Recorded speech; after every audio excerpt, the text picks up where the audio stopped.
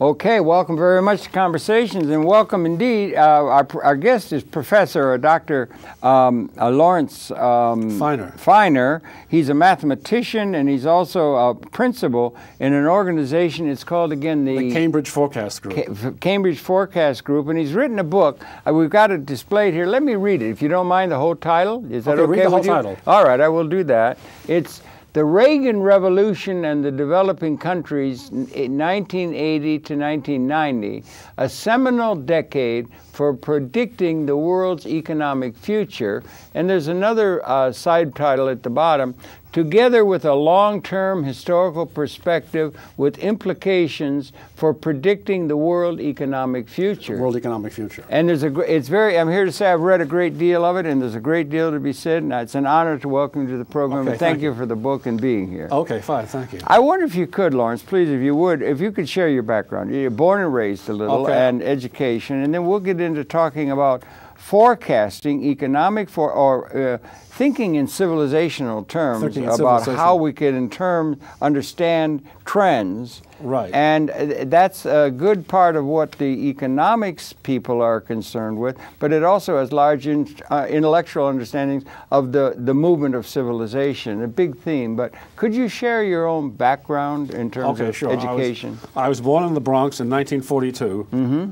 And then I went to PS 95 in the Bronx, and I graduated PS 95 in 1956. PS 95 was a high school, or PS 95 was a public school. Public school, like junior high. It wasn't. It was a public school. It wasn't public school. It was from grades 1 to 8. Oh, 1 to 8. So you're 13 or so when you ended. And when I got out, I was 13. Right? Yeah, right. And then I went to the Bronx High School of Science. Congratulations! That's one of the best schools in the world, I believe. Yeah, that's what I hear. Yeah. And I got out there in I got my degree in 1960. Then I went to the Massachusetts Institute of Technology, and I got my BS in math in 1964. Okay. Then I went to the MIT Graduate School, and I got my PhD math in 1967. And my thesis was about classes of problems which can't be solved by computers. Okay, that's very good. Yeah. Okay. Yeah. It's about classes of problems which can't be solved by computers. And it was normally assumed that the collection of the set of those problems had a very simple structure. What I proved in my PhD thesis was that it had a very complicated structure. You said in part of your book it's more complicated than understanding the universe or something. Yeah. You know, the complications are trying to predict. The complications of mathematics. Yeah, mathematics are more complicated really than of nature. But also of trying to predict the economic future is very challenging. Yeah, very challenging. And more than people assume. More than people assume. Yeah. The first chapter of the book is entitled How to Think About the Future. Right. Big idea. That's a big idea. Especially when, you never know what new technology is going to come along. Right. You never know what environmental surprise is going to come along. Right. For example, who in the 19th century could have predicted nuclear power? Exactly. Or nuclear bombs? Yeah, well, no special theory of relativity even. Oh, no special theory of relativity. And who, for example, even in 1982 could have predicted high temperature superconductivity. Right.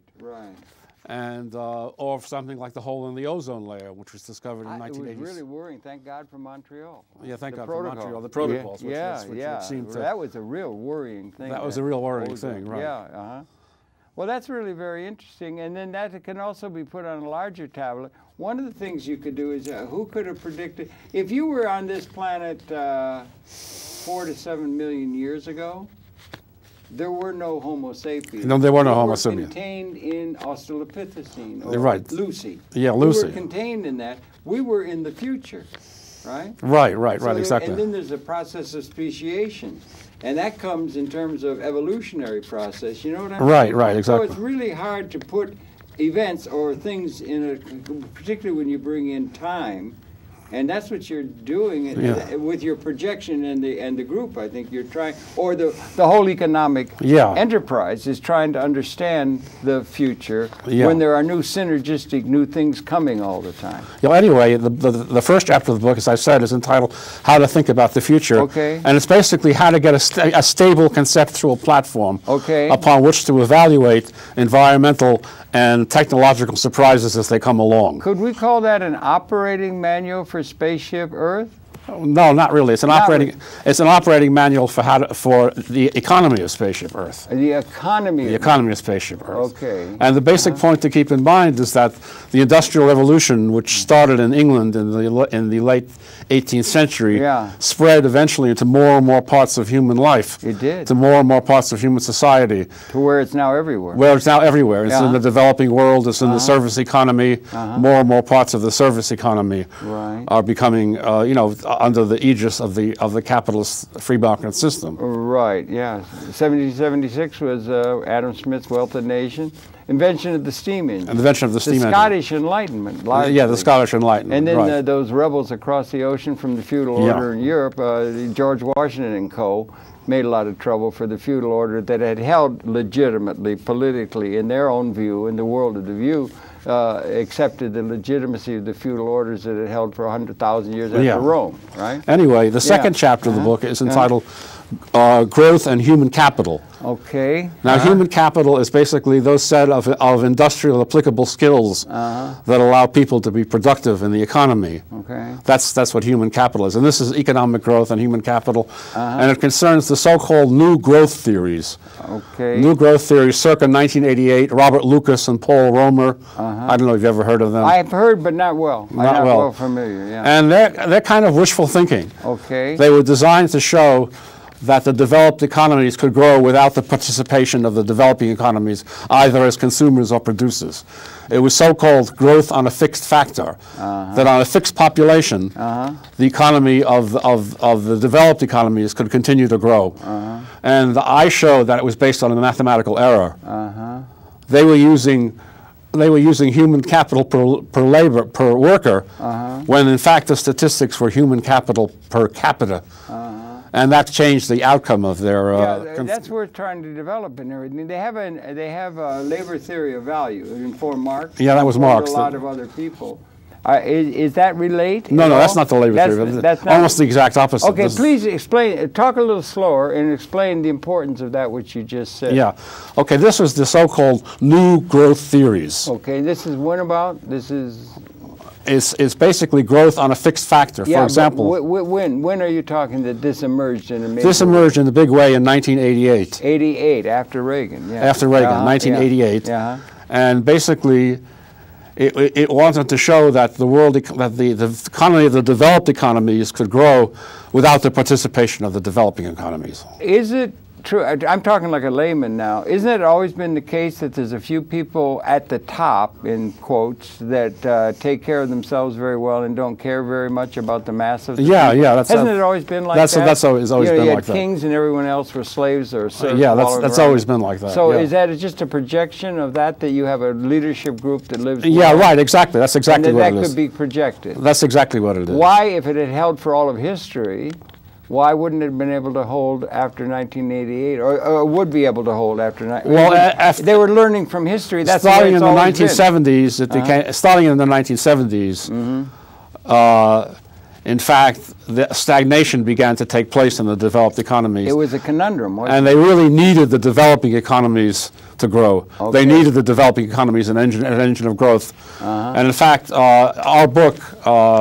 World Economy, Big Prediction. It was a Japanese book. It was published by Kappa Press in 1984. And the world economy, the big prediction basically was that in the early 20th century, the engine of growth for the world economy would be modernization of the developing countries. You're talking about the early 21st century. Excuse me, the early 20th. No, that's all right. That was obvious. Yeah. The early 21st century. That what would happen would be the developing countries would be growing rapidly, even as the developed countries stagnated. And ran counter to what these others had. It ran counter to the new growth theory. Completely counter. Who were some of the people politically that are associated with the new growth theory? I mean, would it have been Reagan, or would it have been Mundell, or people that advised Reagan, or Friedman, or where does it fit into the normally understood economic theorizing? Well, I think certainly somebody like Newt Gingrich would support it. Newt Gingrich, who may become our presidential candidate. Well, maybe, yeah. Somebody like Newt Gingrich would support it. Yeah. Technophiles, do you think? Technophiles. Because they saw the technology benefiting those who already had the built-up assets, right? Right. Yeah. And so the second chapter showed that was based on a mathematical mistake. A mathematical mistake. A mathematical mistake. They were using human capital per worker in place when really the statistics were human capital per capita. Now, what's the difference? Explain. I don't quite understand. A worker is somebody who works in a factory, who actually works in the economy. Right. Per capita is anybody, even a baby or an old man. That's just anybody in the population is per capita. And had something changed with Mr. Reagan from the historical pattern, or what? I'm a little bit hard understanding. I'd really, yeah. Well, somebody works in a factory. I can give you the background of the, please do. Yeah. I can give you the background of the Reagan Revolution, the so-called Reagan Revolution. After the inflationary financing of the Vietnam War by the Nixon administration, there was a commodity price surge. This led OPEC in 1974 to quadruple the price of oil. Yeah. At first, the effects of this oil price rise was muted. OPEC deposited billions of petrodollars in money center banks, which lent them out short-term to developing countries on the theory that sovereign debtors would never default. Also, the moderate dollar inflation globally and the drifting down of the U.S. dollar meant that the real price of oil was going down and OPEC's price rise was being eroded. As economist Lawrence Klein put it, we can print dollars faster than they can raise the price of oil. And this is what led the price of oil to decline in real terms, because we were flooding the system with dollars, and they couldn't raise the price of oil fast enough. Lawrence Klein at Wharton. At Wharton, yeah. In 1979, OPEC responded to this by hiking the price of oil to $18 a barrel. And after the hostage-taking, the output of Iranian oil collapsed, and the price of oil headed towards $40 per barrel. Dollar inflation approached 12%. This put the U.S. in a real dilemma. If it did nothing, inflation would get completely out of control. And if the U.S. tightened the money supply, this would send interest rates skyward, and third world debt would explode exponentially, making repayment impossible. At the IMF conference in Belgrade, Yugoslavia, it was suggested that OPEC float long-term bonds to debtor countries to replace the short-term debt. This would allow the world economy to keep growing while at the same time sopping up global petrodollars, keeping global inflation in check. The hang-up was that Saudi Arabia insisted that the PLO be given representation on the International Monetary Fund, and also that the U.S. recognized the PLO. Treasury Secretary Volcker flew back to Washington and unilaterally imposed a tight monetary policy, sending interest rates into the double digits. Third world debt ballooned. And the president of General Electric said he deserved the National Medal of Honor for Volcker. Volcker. Yeah, he brought it. It was a horrendous, perfect storm at that time. Yeah. Then Reagan got in and passed a huge tax cut, intensifying inflationary pressures. Volcker made the monetary policy even tighter, sending short-term interest rates skyrocketing. Even more at this point, there was still interest in the Reagan administration in Western OPEC cooperation to handle the third world debt crisis. And this is important. People at the CIA were urging the U.S. to recognize the PLO to expedite such cooperation. In other words, to expedite cooperation between the developing and the developed and OPEC, they would recognize the PLO. This would remove a thorn. And now Douglas Feith and Harvard professor Richard Pipes wrote a paper urging instead that the U.S. allow Israel to invade Lebanon and destroy the PLO. 82? In 82. Yeah. In June of 82, Israel invaded Lebanon, putting the final kibosh on Western OPEC cooperation to alleviate the third world debt crisis. Another way had to be found to get things under control. The Reagan administration decided to convert congressional gridlock into global development strategy. The U.S. became the world's borrower and consumer of last resort. The U.S. consumer market replaced the collapsed third world markets, contracted because of IMF austerity requirements. The U.S. trade deficit ballooned, and surplus countries like Japan and Germany bailed it out. And this was the so-called Reagan Revolution. That was, you say that encapsulates the Reagan Revolution. That encapsulates the Reagan Revolution. I see. And that's very important. And a good deal of your book has to do with the whole growth of civilization and the Huntington, Clash of Civilizations, Clash of all Civilizations. that. So what your book is titled Reagan Revolution, but you want to take the influence of Mr. Reagan's administration and his influence against the evolution of the world civilization. Because you have a very big big pattern that you play. A very big pattern, yeah, right. How did it happen that the Industrial Revolution began in Europe? It could have been in Europe. There have been empires in China and so forth and all of that. And you have a very big picture view of the evolution of human society. I think that's the best chapter of the book. We show that that Western Europe, which was really underdeveloped by world standards, had a scientific and industrial revolution because of the advantages of backwardness. That's interesting in itself, isn't it? The advantages of backwardness. Yeah. In other words, because they didn't develop a centralized empire. They developed a feudal system. After Rome. After Rome. Yeah. That the local feudal landlords and local kings were dependent on commerce to finance their administrations. So they had to encourage commerce and industry in order to survive. They weren't able to collect tribute I think you had directly. a sentence in there. It could have happened in China. It could have happened in India, but it didn't. It didn't. And you spell the various civilizations through a historical pattern and that sort of thing. So you have a very large picture view of that that you want us to understand, and that's very interesting because that's something that is inherently interesting. All of that. In terms of, but you had that tied into a mathematical error, you said. No, this was in Growth and Human Capital. Yeah. This is the second chapter. There was a mathematical error which allowed them to get a model which allowed the developing countries to grow. Who's the they? What's the model? Who are we talking about in terms of economic theorizing by people who inform the political process? Is this Mundell, supply side? No, this was Robert Lucas. Lucas, okay. And Paul Romer. Paul Romer, okay. And Robert Lucas's work was based on a mathematical error which allowed him to conclude that the developed countries didn't need the developing countries. And it was this mathematical error which allowed him to conclude that. And that was adopted by which political leaders? This was adopted. I think this was adopted by people like Gingrich and Romney and Perry. So it's relevant to the current. And it's relevant to the current. I wonder if we situation. could spell that out a little bit for myself because I don't quite understand. You said they see the people as you had a sentence that you used that you have very much in your mind that human capital. They saw them as human capital rather than people. No, they saw. Yeah, human capital is basically skills at producing economic output that contribute to the real economy. That contribute to the real economy. And the other is now they basically their calculations were based on what they thought was human capital per worker. Yeah. But that's not the way the statistics were compiled. The statistics were compiled human capital per person in the population. Human capital per person in the... Now, how does that relate to economic production and the things that economists are supposed to be concerned with? Well, it relates in the sense... How does it distort that there are a lot of non-productive... What was the mistake? The mistake was that they didn't realize there are a lot of non-productive people in the economy. Okay. And they weigh down the growth.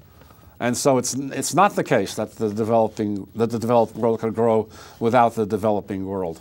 I see. Okay. So that's basically the and situation. Also that the developing world would be prone or would be appropriately brought into modernization. Would be appropriately brought into modernization. And rather than neglected in a certain sense, as had been the case throughout much of history.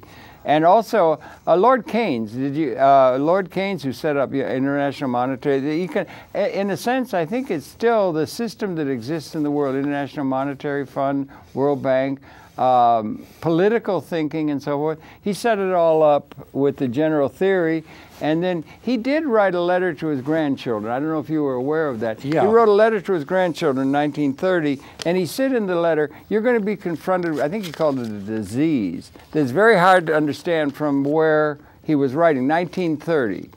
He was talking to the grandchildren in their maturity to be about now. The humanity is going to be confronted. I wonder what you take on it, or if it's relevant maybe.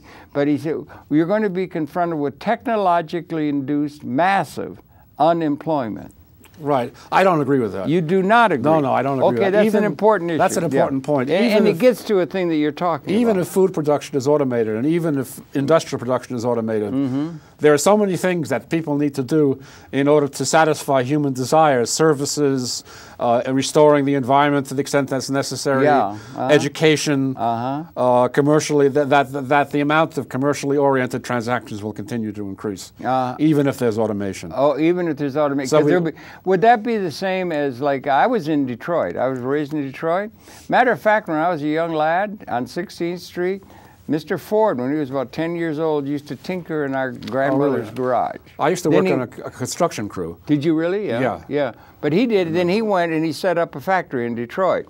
The farms, the combines were coming to industrial farming and all that. People came to Detroit and got on the assembly. He set up a new pattern so that the system is going to always create more opportunities for people, labor's participation in production. You think that still holds? I think that still holds. Except it goes to service rather than it goes to the service economy. It goes to the service economy, and that can be, so we can still, bear with me, I appreciate, we can still see a system where the capital assets, which are owned by a small class of people, as always they have been, can be held by a small class of people, our banks and that sort of thing, and the income distribution to the masses of the people can be done through their labor participation. Right, their labor participation. That's the labor theory of value. Yeah, the labor theory of value. And that is something that is held by Marx and by other people. In fact, that is even surplus value that the labor contributes, right, and it's being stolen. It's congealed labor. It's congealed labor. So the idea of labor's input to production still holds. Still holds, right. Will hold. Of course. And that is going to hold. And, there was a mathematical error that got around that? It's a mathematical error that made it possible for the developed countries to grow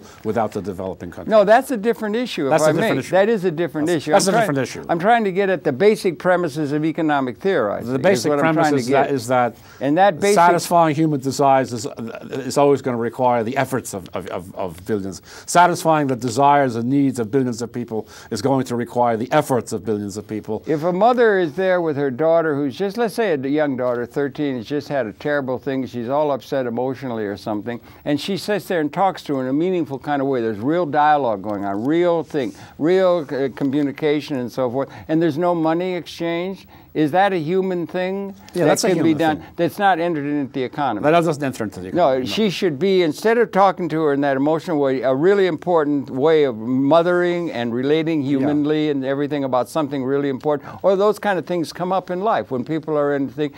She should be out with a job picking up papers because that can fit into the national economy. Right. That you think she should be rather than dealing with her daughter or doing something creative that isn't economic. She should be doing something creative. Well, then I'm trying to get at what's so great about this idea of why can't people be relating to people in an emotional way and the important issues, the most important issues, the goods of civilization. Right. It would be art.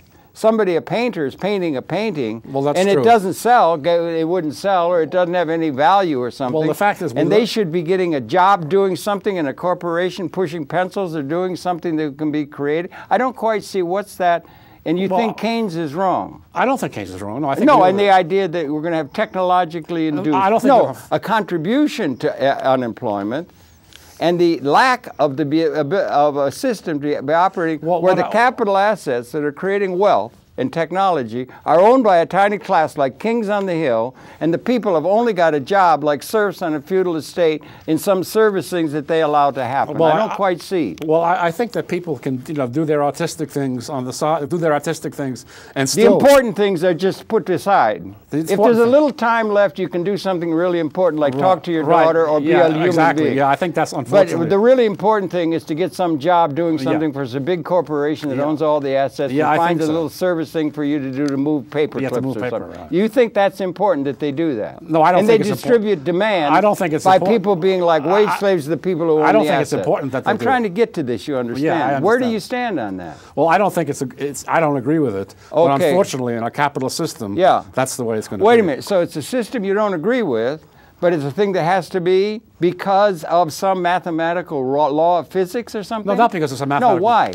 Because of this thing that you discovered? Because of the capitalist system is expansive. The capitalist system is expansive and other systems are, and if that mother's doing things that are really important, or somebody's creating a song or doing something on a human level, they have to be, okay, I'm trying to understand. The capitalist system tends to expand into more and more areas of human activity. It's like a metastasize. Like metastasizing, and so you would agree with the idea that the capitalist system metastasizing, taking over everything, enslaving everybody is a good thing? No, it's not a good thing. No, it's not a good thing, but you seem to think that it can be done, and Keynes is wrong to think that we're going to have some alternate way of distributing demand to people other than their labor. That's the point. That's a big one, being confronted by the world. That's a big point. I know. That's a very big point. Well, how do you deal with it? That's a good question. Well, and that's what I asked you. Yeah, what do you think? I think that that really there should be more direct distribution of what of goods and services to people to allow them to be artistic or to be creative. Do you have a brief against the institution of private property? No, you don't. No, you do not. I think that's important. That's important. There are some people who would like to do away with private. No, I don't want Bolsheviks did. You don't want that. No, I don't want that. I wouldn't want that either. No, You'd have to have a mix. Have you read Naomi Klein? Yeah. I'd like Naomi Klein. She writes very well. Yeah, she writes very well. Very good. She wants a mixed economy. Okay. She doesn't want it all one or the other, right? Okay, and anyway, there's one very important thing I'd like to get into. Yes, sir, by all means. And it's called, what we call nativism, which arose... Yeah, that's a good term you use. Nativism. It's actually sort of phobia. It's phobia about the developing countries. Patriotism or something. It's not patriotism. No, it's not. It's more. Nativism is really an anti-immigrant thing, but we use the term nativism. Right. It's basically third world phobia. Phobia that the developing countries are going to come here and take what we have. Right. Now, fear. Now the fear is that they say, in other words, people can see them as an economic threat, as a wage threat. That by their low wages they'll take our jobs. They can see them as a cultural threat. Yeah, for the veil and Sharia law. Or in this case with Islam. Yeah, because we're butting up against that, particularly with Israel. You bring that up. It's an economic difference. It's a huge economic difference between the impoverished Palestinians and the Israelis. It's very stark. I don't know where else. Maybe the Mexican border is that stark in terms of the clashes of the standards of living that are developed among the various peoples of the world. Israel in the third world is really the whole world in microcosm. Yeah, right. Okay. You bring that up in the book. Yeah, that's where Israel represents the developing world. They just announced they're going to build another 1,000 settlements. Oh, yeah. And we're powerful. We can do what the hell we want. Right, exactly. That's what we do with the American Indian nations. Yeah, right. That's what we do with the So that's a major problem confronting mankind. Well, this is where the first world and the third world confront each other in microcosm. And that's your development. Israel is the first world. The developing Palestinians are the developing world, and they're interleaved with each other. Yeah, they are there by geography. So as in other words, as somebody put it, power relations which are mercifully obscured by distance in the United States are seen up close in Israel and the Palestinians. Except the power relationships are getting more and more in this global village Marshall McLuhan talked about. The power relationships are based upon the theories and the establishment of what happened in 1776 in the United States by and large. Right, by and large. That's where the theory came from, or from the Scottish Enlightenment. From the Scottish Enlightenment. And the Enlightenment. And why did it happen in Europe? That they got ahead in terms of industrializing is an interesting question. It's an interesting question. Well, right, it's one you address. It's one we address because of the advantages of backwardness. That's interesting, isn't it? In other words, they didn't have a centralized system that could thwart the development of free enterprise. And also the reason why they had a scientific revolution is that their metaphysics was an incomplete version of Islamic and Byzantine metaphysics, and it left the feeling of dissatisfaction, which would only be satisfied by the advance of empiricism. And there's an interesting there's an interesting reason why the West developed an astronomic revolution. Why they developed modern astronomy. Astronomy, yeah. In other words, the West believed that the motion of the planets was mathematically perfect. Well, that did until Galileo. That is until Galileo. They believed that the motion of the planets could be described mathematically. Well, isn't it true that all of humanity has been, in a very real sense, first we came out of the cave, in a condition of abysmal ignorance in terms of what we're coming to know now? Right, exactly. Okay, isn't that a large... That's true. No, that's a theorem almost. That's a theorem almost. Yeah, or you could make it as an axiomatic thing. Anyway, to continue, they believe that the motion of the planets was perfect. Okay. And there's no a priori reason why they should have believed that. There's no logical reason why that was a belief based completely on faith, and it led to the scientific revolution. It led to science. We had some... In other words, the Chinese said even the heavens occasionally go astray. The Chinese they were a little more humble. The Chinese thought that if there was some maladministration by the monarchy, that this would cause the planets to go astray. Right. Okay. And the Chinese society was based on Chinese put society ahead of everything. Yeah, that's right. That's the collective. The collective. In other words, there was Western civilization, there was Indian civilization, and there was Chinese civilization.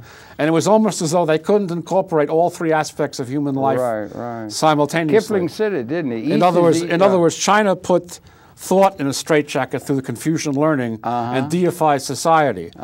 Indian civilization put society in a straitjacket through the caste system and deified nature. Caste system. The caste system and deified nature. Western society put nature in a straitjacket because of reductivist science and deified thought. And that's galloping. And that's galloping. It's very the reductionism is galloping. Everything's divided up. And there's not very much comprehensive thinking. And then we're learning more all the time. I brought up that little thing about Australopithecine. Right, exactly. And evolution. It's been going since 3.8 billion years, and the first recombinant DNA, the components of that, it got started, evolution. We know evolution is something, we didn't know it. Right. We didn't know, Lawrence, we didn't know 30 years ago how the brain worked like we do now. Like neurotransmitters. We now we know neurotransmitters. You know, what I'm saying is there's a kind of like, we're coming to know intellectually, and yet we were developed out of, I guess, Homo habilis 200,000 years ago, and we have a reflective consciousness, able to ask questions. And they had to have answers. What the hell is it all about? So they invented fundamentalist creation stories about how this all got started that people got invested in, called religions. Called religion, right. Do you think? Right. So, and poor suffering humanity had this capability of having questions that we're now getting to the point where we can understand. Well, we can understand. Do you think we're at a point of really qualitative transformation? Yeah, I do. You do. I do too. I do too. Do you feel a sense of angst about the fact a little that bit, it can go one way or the other? It can go one way or the other. We have an extended consciousness. That is technology, no? That's technology is extended consciousness. Unique to us. It's unique to us. Okay? And we can make, and one of the leading edges of all that is the weapon system. The weapon system, right? In terms of realpolitik. That's true. Whoever's got the Gatling gun, they can conquer the. Medicis were happy to have Leonardo da Vinci invented the siege machine, gave them an advantage over another tribe. They could make their tribe strong, conquer, win, right. And the realpolitik principle is still there in terms of informing international order. And the weapons of now, since about 1970, become species lethal, have they not? Or have you done the thinking or the projection modeling along those lines? No, they become species lethal. You win. They're not in the Second World War. No. We couldn't do it. We were trying to kill ourselves as best we possibly could. Is that not true? Yeah, that's true. We were, and we were impotent, gestating. To a point where we got to win. Since when? About 1970, most of the modeling showed. Does that make sense to you? Yeah, that makes sense. So that's a qualitative change. Yeah. Anyway, going back to nativism. Okay, yeah, please. It'll fit in. Yeah, going back to nativism, there was economic nativism, fear of the starving masses out there. I think the Know-Nothing Party in the 19th century was a fear of Southern Europeans. Europeans, right. Yeah. Then there was fear of the Third World as a cultural threat, and fear of the Third World as a military threat.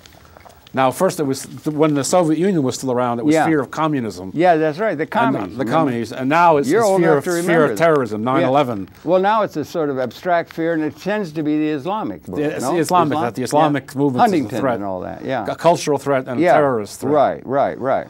And also, there's another expression of nativism, is what I call techno-escapism. Okay, that's maybe something I'm arguing for. Techno-escapism. I'm liking to see technology liberating us. Techno-escapism. In other words, somehow technology is going to get us away from the developing world. Away from the developing world. Get us away from the developing world. Not that technology could be proving to where everybody could be brought in to a modernized world that get us away from the developing world. No, I know you're saying that. I'm saying it could be the technology it's destructive. And that's what's led it, the military, but it's also very liberating. It's very liberating. With new design and being able to do more with less and a sense of ecology, we may be coming to a point where we're transcending some of the ironclad laws of scarcity and zero-sum thinking that has been characteristic of history. Can you understand what I'm saying? I can understand that. And it may be a liberating moment. Anyway, but it makes sense in a rational sense. We get to the point where we can destroy consciousness. It's not just the other tribe, like we've been doing out of all of history. 200,000 years. James Joyce called it a big nightmare of injustice. It's been that way. Right. Okay, right? Right. We're agreed? Now we're getting to the point where we have a tremendous capability of providing for everybody and the ecology that is technologically augmented and necessary. Do we have that? So that we're at a point where we could liberate from the historical order that's been unjust in a new way. Can you see the world in that sense that there may be hope? Yes, definitely. Okay, then how do we deal with the idea of this nativism that you're talking about? Well, anyway, going back to one prejudice that we have. That's a patriotism. One prejudice. Anyway, going back to nativism, during the height of the oil price rise, 73 or so, there was a lot of interest in bacteria that produce oil. Okay. Because people wanted a substitute for the Arab countries that produce oil. So bacteria that produce oil was seen as a substitute for Arabs. People saw Arabs as bacteria that produce oil. Right. No, I understand. And then later on, when the oil price rise dropped during the 80s, people became very alarmed at the threat of Asian imports. And so then Japan's buying, we're all going Japanese. Now it's China. And then there was a desire for intelligent robots, because intelligent robots were seen as a replacement for the Asian workers. Because people saw Asians as intelligent robots. And so this was what I call techno-escapism.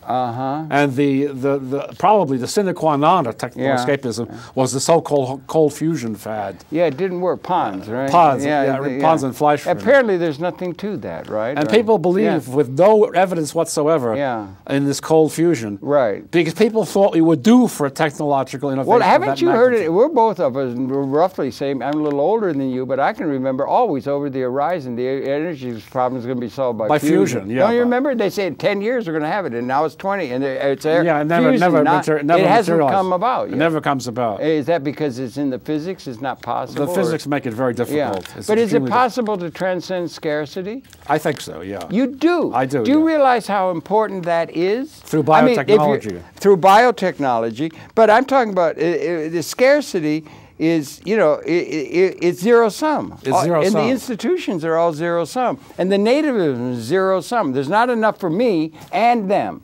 If there's enough for him, them, and us, then it's a different kind of world. A lot of the flaws behind these overpopulation arguments is the Earth is not a closed system. Well, we don't know now with string theory.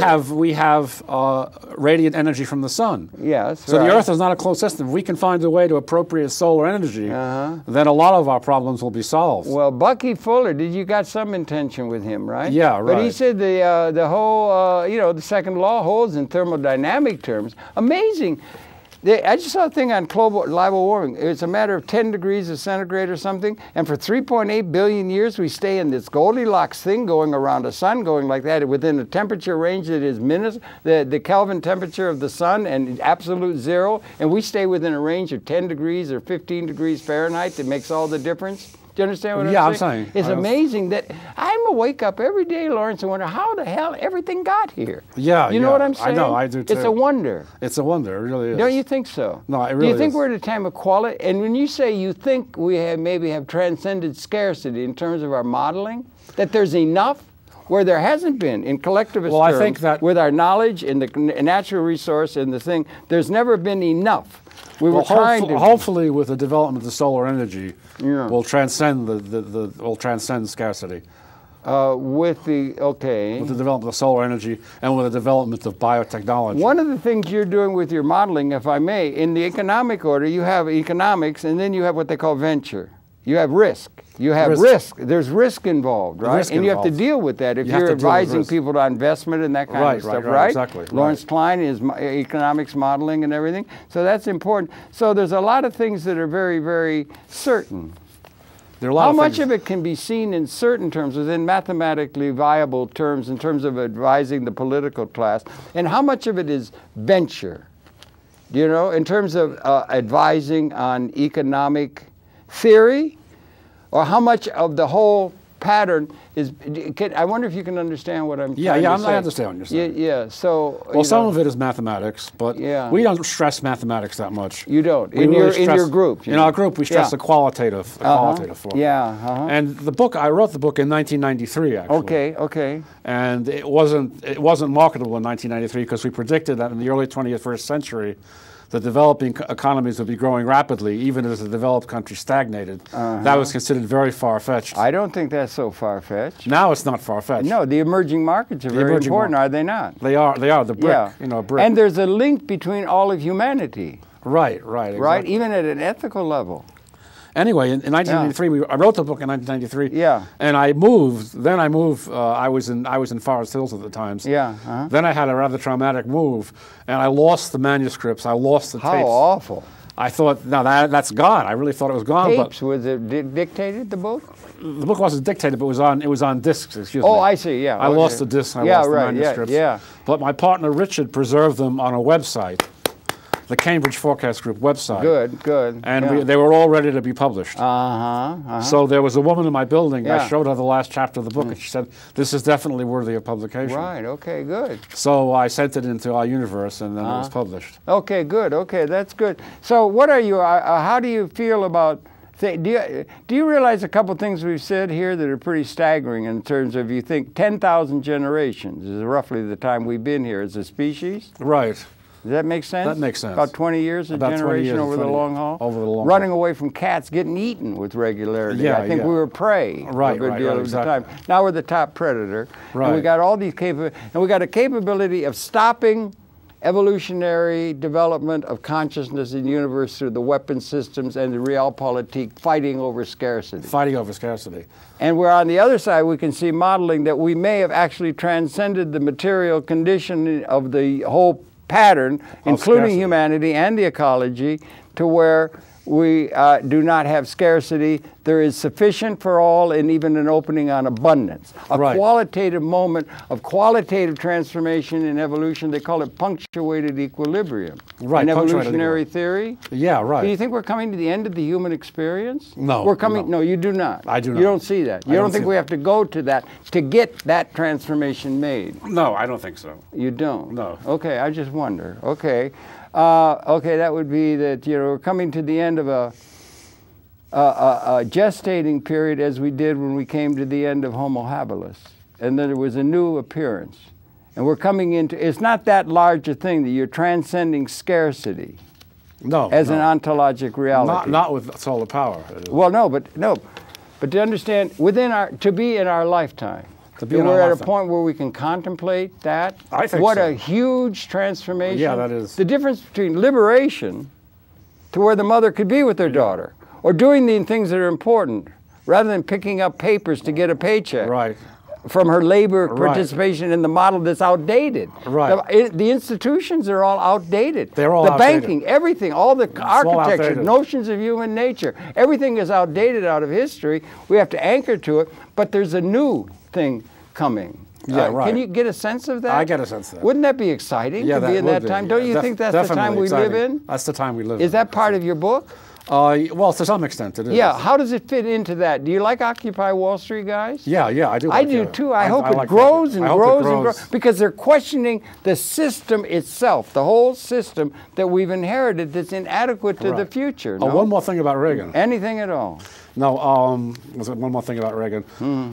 He was anti-Soviet. But that was the dialectic du jour. That was the dialectic. But a lot of his supporters were anti-Third World. I suppose. And they were very disappointed that Reagan wasn't, because Reagan wasn't anti-Third World. Okay. In other words, for example, William Buckley was interviewed, and he said that if OPEC raises the price of oil to where it's a threat to the U.S. economy, should we invade? Yeah. And Reagan said, no, that would be imperialism. And Buckley nearly fell on the floor. He said, what? What are you talking about? Okay. And Reagan said, no, that would be imperialism. Well, I heard Mr.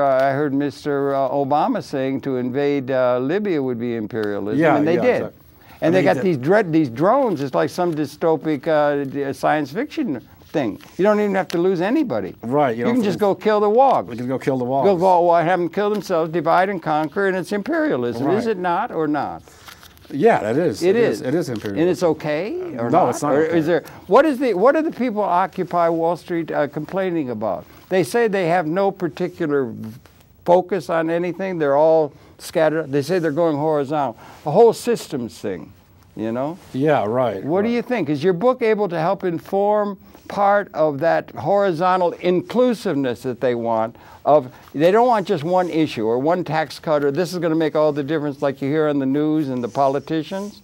They want to see a systems Yeah, well, I think challenge. Our book takes and a your whole book takes a systems view of human evolution. Our book takes a system, yeah. You know, especially the world economy from Charlemagne to the present. Yeah, that does. You do that. I didn't particularly agree exactly with the date, but I can understand where from Charlemagne. Well, Charlemagne. Yeah, I mean, yeah right. From the feudal system to the present. And you were also getting, how come this unique industrialization, this whole pattern that's become indicative of the characteristic of the world came from Europe? Yeah, that was the question. Why? That's the thing. And you we say basically very it was well. the advantages of backwardness. Yeah. That Europe had an incomplete, the so-called medieval construct, which Samir Amin talks about. Samir Amin's really good. Eurocentrism. Well, our book basically explicates Samir Amin. Oh, yeah. We popularize him. Yeah. Because he's kind of a dense writer. He's very good. I got a program with him up on YouTube. Oh, yeah, I saw that on YouTube. Oh, you did? Yeah, he's very good. He wrote that Eurocentrism. And also, going back to... and he's been in Senegal with Wade. And Wade's a Klein guy. Oh, yeah, right. He illuminates Lawrence Klein and econometrics in terms of an economic theorizing. Yeah. Anyway, both Milton Friedman said that it would be better if Russia controlled the oil fields rather than the Arabs, because Russia was easier to deal with. Well, Huntington, you think Huntington's saying we got a clash of civilizations is Islam. You just look at that swath of Islam, and that's the enemy. That's the enemy du jour now. No, that's the enemy du jour, but it's not really an enemy. I don't believe it. You don't think they're going to attack Iran? They overthrew Mossadegh. I hope not. Well, they overthrew Mossadegh. They did. That was and Allende and other people who were progressively trying to do something for the folks. Well, I remember Bush Sr.'s statement that America's freedom is the example to which the rest of the world expires. Expires, not inspires, right? Aspires. He said America's freedom is the example to which. I mean, it's an unintentionally true statement. No, but you said aspires? No, expires. Expires. Okay, well. He said America's freedom is the example to which the rest of the world expires. Let's get the spelling right on those later quotes, and it makes a big difference. Are you optimistic, pessimistic for the human prospect? No, I'm optimistic. You are? Yeah, absolutely. Why? Because I believe that human inventiveness can overcome our problems. Okay, So I'm not pessimistic. Uh-huh. And look, the Cold War is over. Yeah. The developing world is, experiencing an unprecedented boom. You think so, right? Yeah, Brazil has a more equal income distribution now under Lula. Yeah. And Evo Morales you like, or no? Yeah, I like Evo Morales. Or Chavez? Chavez I like. Cuba, I'm not too familiar with Cuba. You're not familiar. I was in Cuba in '61, by the way, while it was still legal. With my Russian teacher. So you think that it's going to work? You don't think the banks sort of run the world? It seems. They do. All this, and the thing in 2008. Did you see that coming? What was going to happen in September 20, 2008? Mr. Paulson. Well, we saw a stagnation, but I didn't see the exact. Or the depth of. Didn't see the depth of it. You don't see fraud. You don't see illegalities on the part of major institutions like our banks and so forth, who have been bailed out with endless amounts of money from the Treasury, and that you don't see something that they're trying to prop up a system that has to be qualitatively addressed in some new theoretical terms that's being the beginning of this Occupy Wall Street's trying to get to. Yeah, right. And the system is out of date.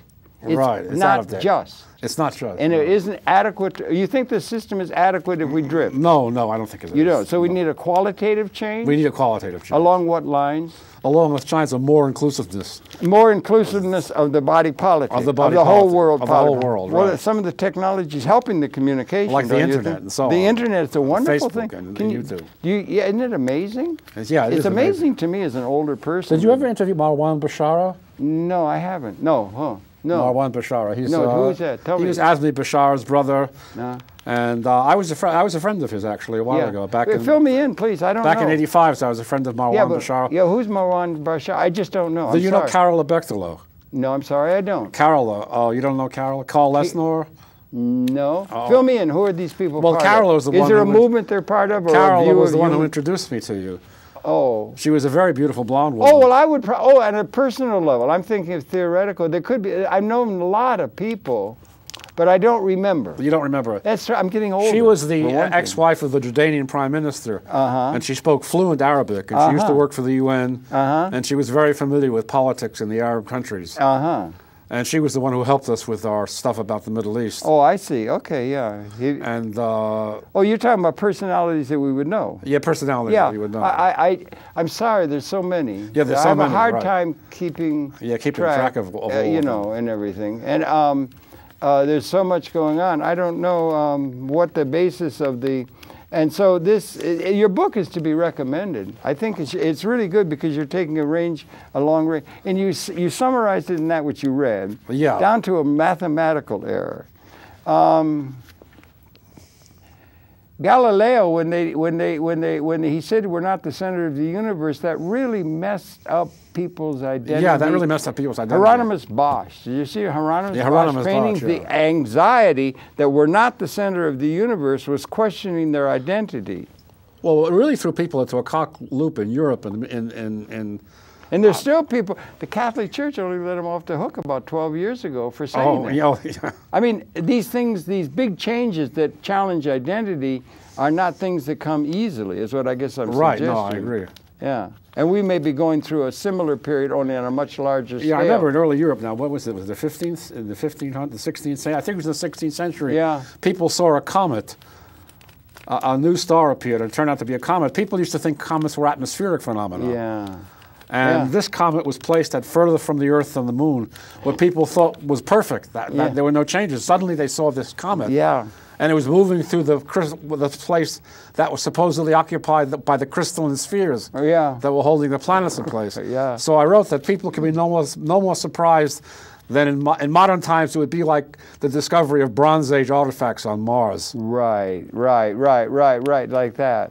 Because you have a sense of continuity. And people's sense of identity is really important. Yeah, it is. A sense of their own self-worth. And a lot of those get that through the professions and the things that they contribute. Right. I'm a lawyer, I'm an accountant, I'm a this, I'm a that, you know? And here you're coming to a thing where, but it's all based upon, can you understand that the institutional structure coming out of history have to be qualitatively different if we take 100 years out or something? Right, exactly. Have to be qualitatively different than the historical institutions. Well, you know, in our book, in our chapter, How to Predict the Future. Yes, that's very important. Yeah. Chapter. We're talking about a 20-year range. Okay. Because beyond 20 years from now? 20 years from now. Okay. We're talking about a 20-year range of prediction because beyond 20 years, technology will have changed so much. Absolutely. And the environment will have changed so much that, you know, you really can't say It's all going exponential. It's exponential. It is, isn't it? Like a quickening at the end of a pregnancy. It's really exponential. Yeah, right. So, you know, you really, at that point, who knows what's going to, all the issues now will be irrelevant. No? Right. So this is qualitatively different time. I think Cro-Magnon caves thought that, boy, these mastodons are real big or something. Yeah, they would think that. We had this consciousness. We had this poor suffering humanity climbing up Mount Sisyphus. But this is a qualitatively different time. Do you understand? Do you sense that? Yeah, I definitely sense. Do you think we have the leadership from intellectual quarters or even from much less political or economic theory? Should economics be left up to economists? No, like I don't generals, think so. It should be. No, I think there should be more generalists than economics. War is too important to be left to the generals. And economics is too important to be left to the because economists. They're obsessed with their equations. Okay, right. Okay, yeah. Yeah, that's what Jeffrey Sachs said to Russia. You know, if you make these 50 equations work, we'll give you 50 more equations. Yeah, right. So, well, anyway, I really applaud you on the book because you're taking this big picture. I don't quite understand. I wished I could be so sanguine about the positive. Yeah. Well, I think we need, do you think this Occupy Wall Street thing from the youngsters or from the people, it's all over the world now, isn't it? It's all over the world. Isn't that a good sign? That is a good sign. They're looking for something big. That's a good sign, yeah. I definitely believe that's a good sign. And that would be something that would call into question the basic premises of the old order, which are being reified and have been taught to the elders and to the people who are responsible for the institutional structure that in and of itself at a theoretical level does not have an operating manual for Spaceship Earth built in terms of the modern condition that is now evolving. No, so we need that vision. Where does it come from? Hopefully it comes from people, from artists, from futurists, future. From people like Buckminster Fuller and Marshall McLuhan. Well, you can do well by Buckminster Fuller. Yeah, I agree with that. And in our time. And in our time, hopefully. You know, it's hard to get the idea in people's mind that it's not just a continuity. And people will say, Occupy Wall Street. There's always been some. Spartacus tried. Jesus tried to get people to live right. All the wisdom schools did. All them, and they were ignored. Right. They've been ignored. Have they not? They have. And history is a Gibbon had talked about. You know what I'm saying? So anyway, your book is that. Do you think Samir Amin's book should be known by many? Yeah, I think Eurocentrism, because that's a main problem. He's really brilliant. He is. I like him. He lives in Senegal. He lives in Senegal. Yeah, with Wade. He's the president. And a lot of right-wing authors have sort of filched his stuff. Yeah. People like Eric Jones and David Landis. They take his ideas and they present them, and they give them a right-wing tilt. And so I sort of try to set the record straight in my chapter. Yeah, thank you for that. I really do. I'm sorry I got off on all these tangents, but I think they relate. And I think we ought to stay in close touch with one another. Yeah, definitely. And I congratulate you on the book. And your colleague, Richard Melson. You've been together for quite a while. We've been together since for a long time. Yeah, right. I understand. I knew back in '64, back in the MIT. Yeah. Well, I really thank you for the book, and I thank you for all the work and everything, and I thank you for coming into conversation. Okay, thanks. Do you think you might ever be interested in do you think the communication of ideas is important? Yes, I do. There's too much specialization at the academic level? I think there's too much specialization. We should have more comprehensive thinking, like you get into in your book, I would suggest? Yeah, I think it's important. Systems thinking, critical thinking. Yeah, systems thinking. In a systems way. And a lot of the communication that's taking place is now being done in the realm of multimedia. Multimedia. Not print. Not print, no. Okay. Maybe you would think, you and your partners might think about considering becoming a producer of programming here at MNN. Yeah, maybe. Maybe you could set up a program where you could start dealing with some of these issues. Well, some of these issues, right. The programs are aired on communication now. They're aired out and gone out all around the world, can be seen. It's a good distribution thing. It's a wonderful institution. Maybe you could think about becoming a producer and joining us here. Right, yeah. As part of the faculty. As part of the faculty. You think we could maybe enlist you into this endeavor? Yeah. And you could become a series producer here? Yeah, hopefully. Yeah, would you like to do that? Yeah, maybe? I would. You know, others in the intellectual community that are of good mind and so forth. Yeah, I know. Might want to I do think that maybe Barry would like my sister's husband, Barry Commoner. Oh, Barry Commoner, yeah, Barry, not Barry Commoner. Barry Commoner, it's my sister's husband. But not the Commoner. No, yeah. who? Barry Commoner. Barry Commoner Jr.? No, the environmentalist. No, is he still?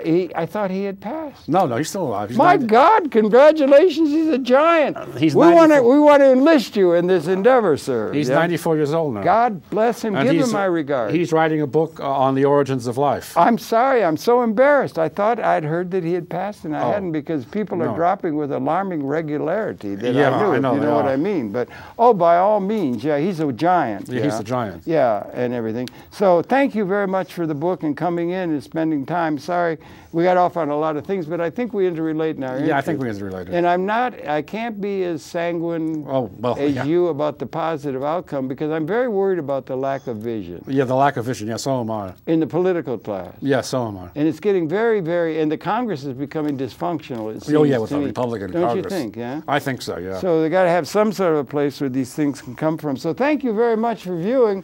We've been talking with Lawrence Feiner. He's written this book. I'm going to say it again.